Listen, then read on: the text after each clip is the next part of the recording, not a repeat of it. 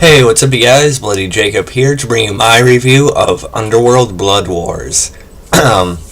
Excuse me, just got out of seeing it in the theater last night. I actually watched it in 3D.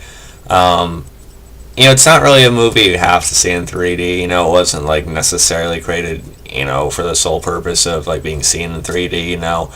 There's not like a whole lot of shots that really, need it necessarily. But there's some like blood splatters at times or something, or like a certain angle once in a while. But it's not fully necessary that you see it in 3D. But I haven't seen a movie in 3D since the Polar Express, so I figured I'd give it a shot, and it was fine. It was a nice little add to it, I guess.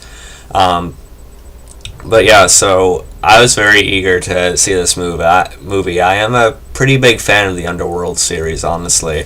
If you guys couldn't tell, I'm wearing my Underworld shirt right now, and I do own all the other movies on Blu-ray. I've done reviews of Underworld Evolution as well as Underworld Awakening, and I plan doing a video within the next week or so, like ranking all the Underworld movies so far. And I've talked about this in my other Underworld videos, but this series gets way too much hate and just general heat and criticism, in my opinion.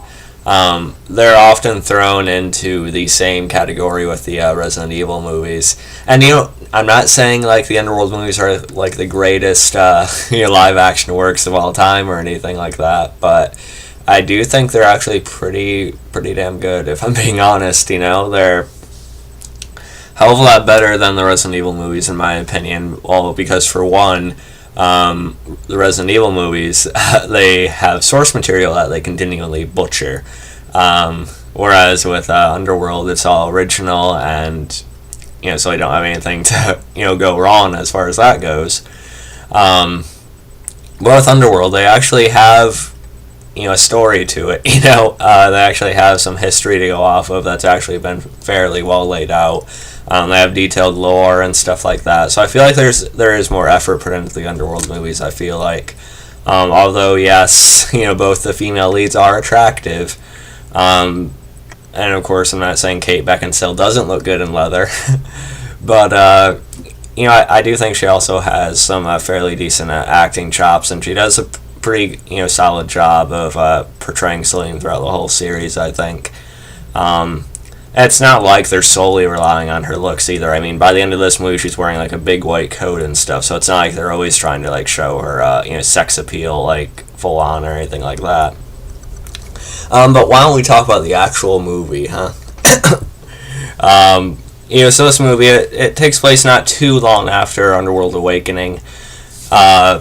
Basically, Selene is being hunted. The vampire covens are on the verge of being wiped out by the Lycans. They're both searching for Selene. The vampires are seeking justice for the deaths of Victor and Marcus, and the Lycans. They're led by this new leader, Marius, who is played by Tobias Menzies, who had a role in Game of Thrones for a good while. So it's kind of fun seeing him in this. But of course, they're looking for because they're intending to use her to locate Eve, of course, Selene's daughter.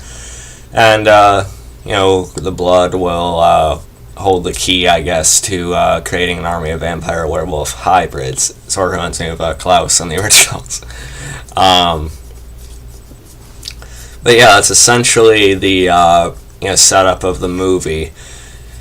And with Eve, I did like Eve quite a bit in Awakening, actually. I didn't think Awakening was terrible either, Actually, my view on Awakening's probably gotten better as it's went along. I did like it. I think there's something to like about all the Underworld movies. But overall, I actually thought Blood Wars was just a bit better than Awakening.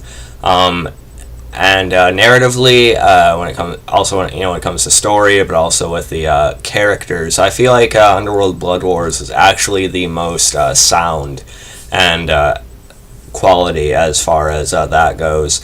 I feel like it was the most stable since maybe the first movie. Because I really did like Evolution. I like the prequel, Rise of the Lycans, quite a bit, a lot because of the period setting and stuff like that. I did like the Lucian character quite a bit. But I honestly think this might be like within the top 3 of the series so far, because I liked that we got more of a focus on the covens again. We haven't really seen that much concentration on it since the first movie, really. The first movie, we had that, of course, the history between Victor and Selene to play on, which is good.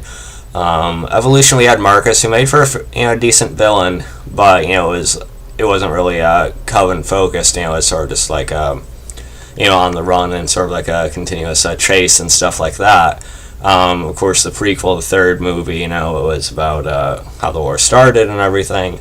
And then the fourth movie, Awakening, was about the humans, knowing about the species and stuff like that, and the scientists who were actually the Lycans, apparently. That was a little bit messy in Awakening, but I just like Blood Wars being more about the covens again. And we have one of the main villains in the movie, besides Marius, is Samira, who is played by Lara Pulver. She's a fiercely ambitious vampire who is the film's secondary antagonist. I actually liked her quite a bit as a villain. She might have been one of the better villains in the series. Probably not quite on the level of Victor, but I think she definitely worked better as an antagonist than what we got in Awakening. And she's probably like a third or fourth to like your Victor and your Marcus. And we find out that she was actually one of Victor's regents. She was off in another, serving another coven, looking into them, while the whole thing with Victor played out around the time of the first movie. So I think she actually worked pretty well. I think she delivered a pretty fine performance as far as that goes. And Marius, he's definitely no Lucian, but I think Tobias Menzies does an alright job in his role. He also has a sort of a fling with a vampire who's helping him, just gain information and such, but Samira turns out to be aware of it anyway. And then, of course, with Theo James' character, David, I thought he was okay in Awakening. In Awakening, though, he kind of felt like just a setup to be like another sort of, semi-attractive male lead. But in this, I think they gave his character a lot more to go on. I think they really developed him quite a bit more. We find out more about his past, and a pretty good reveal, actually, which I'll talk about in a minute. But we also had Charles Dance, who, of course, played Tywin Lannister on Game of Thrones. It was good to see him again in this one. He continued to be underutilized in this one. I think they should have gave Charles Dance a bigger role in the movies than he got, because he's like the perfect guy to play like an older vampire elder type of character. He's given a little bit more to do in this one, but he's killed off pretty early on in the movie, unfortunately, defending his son from Samira, as well as Varga, who was played by Bradley James, who I liked quite a bit as Merlin. I mean, not as Merlin, but as Arthur on the Merlin series on BBC and Sci-Fi. So it was pretty cool seeing Bradley James pop up in this too. And he's sort of like a guard, one of the main trainers that serve Samira. He seems like a very loyal lapdog, but I find a little bit later that he just really serves whoever's in charge, so that kind of sticks a fork in Samira's thigh. And like I said, the premise of it, a lot of them are trying to look for Eve, as a way to create the vampire and werewolf hybrids. But Selene legitimately doesn't know where Eve is. And I'm glad they didn't kill Eve off somehow, because I know some people are probably pretty upset with what they did with Michael in this movie. And basically that they show a flash when we find out that Michael has been killed, as far as we know anyway. Should they have just killed Michael like this? Probably not. A lot of people have wanted Scott Speedman to return in the role. I'm not sure why they ever just stopped him being a focus in the movies anyway. Because we find out towards the end when Selene tries some of Marius's blood, we find out that Michael is hung up and had his throat cut and everything. So it seems a little bit weird that Michael has this built up to be like this really strong and powerful hybrid, he's killed like that. It felt a little bit weird. But I understand if they kind of work something out with Scott Speedman somehow or something, they had to get him out of the story somehow. So it's alright, I guess. And it doesn't completely take away from Lucian's legacy either, as long as Eve still survives, then she's that sort of like hybrid child that Victor never wanted out there. So it still works, I think. They can still go on it for sure. Let's see. I know there's a few other things I wanted to mention. Like I said, I like the renewed concentration on the covens, and we found out more about the different like areas of all the covens and stuff like that. Like we even end up finding this like Nordic region coven, and it was good to see a different environment. We get sort of like this Arctic type of environment towards the final part of the movie. That definitely works better for the story, I think, than being in the big cities all the time and such. So I like that. And then, the fight scenes in this were pretty good. Not like the best or the most standout of the series, I'd say, but, they're definitely fine enough to, for what they are. Like I said, 3D wasn't really necessary, but it was just kind of a fun touch, for me anyway. The choreography is fine and all that. And then we have Marius, he's a Lycan leader, and he has this like weird werewolf form. Like his face still kind of shows when he turns. I forget exactly what was going on with him, but he's not a regular Lycan, so that's why he doesn't just go into like this regular Lycan form. A fight scene him and Selene have like on the ice and stuff. It's pretty good. It's gonna be hard to go through like all the details of the movie. But Selene, she actually ends up being killed by Marius here, and if I didn't already know that, from the previews that she evolves in some way or something else becomes of her, I would have actually believed they had killed her off here, if I didn't know that they were already playing a sex movie with Kate Beckinsale. But we get like more of a supernatural, sort of like a mystical or like a fantasy type of element here with the Nordic coven, who I actually liked. I liked them quite a bit, as I said. They sort of perform this ritual and bring her back as sort of, of course Selene is already growing stronger because of having the Corvinus strain in her, but when she's brought back as this, she sort of gains more of the powers due to being in touch with like this other, not other reality, but other world that isn't quite as talked about, which I found to be pretty interesting. And that's sort of where some of her whiter, colored hair comes from. I think that's a cool look for her. And she's able to move around very, very quickly. And I also like the main woman there who was, helping her figure out all that.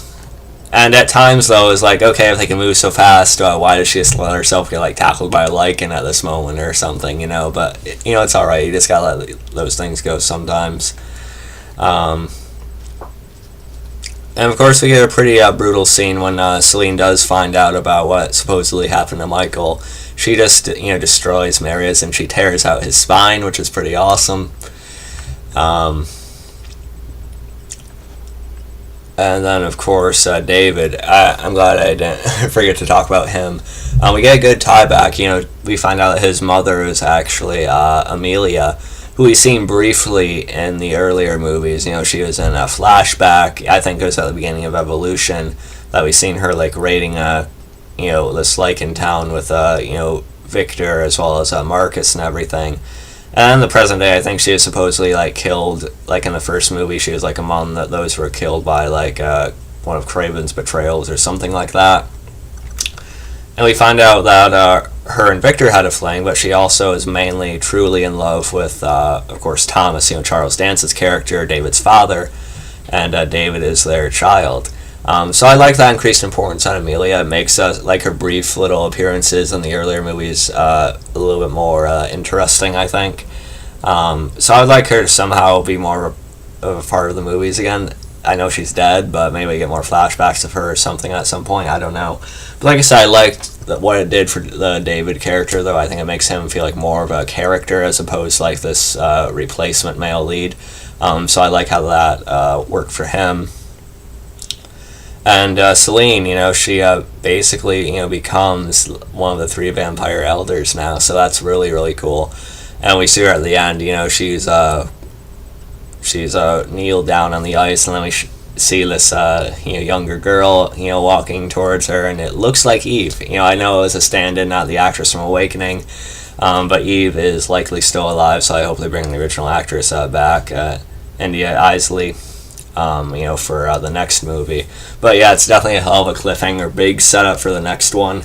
I do think the 6th Underworld movie might be the last, whenever they do it. Because throughout the movie, Selene's talking about how she doesn't want to keep fighting like this continuous war. So I think if they do a 6th and final movie, it'll work pretty well. But yeah, of course, there's more that happened in the story, and like I said, I did like Samira as a villain. Marius, he was alright. He worked for what he was, I guess. But Samira, I think she's definitely the best villain in the movie, and one of the better ones we've had over the past couple movies, anyway. Of course, David gets his revenge on her towards the end. And yeah, so overall, those are my thoughts on the story of Underworld Blood Wars. Like I said, I think it was a more sound story than Awakening. I think it was the best as far as story and characters go since the first Underworld movie. And yeah, overall, I thought Underworld Blood Wars was a good time. I don't know why people give it so much shit. I think it's a highly entertaining franchise. It's still making a good amount of money. Chris Stuckman, a reviewer who I love, he says it'll probably meet its budget, but it's gonna. If you look at the earnings for the Underworld franchise, they do almost every time over 100 million worldwide, or at least 95 million, and Underworld Blood Wars already is doing almost as well overseas as the first few movies already.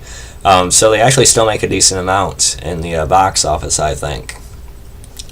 So I think it'll be right along with that as far as what it earns. But yeah, was it the best Underworld movie? Probably not, but I think it was one of the better ones.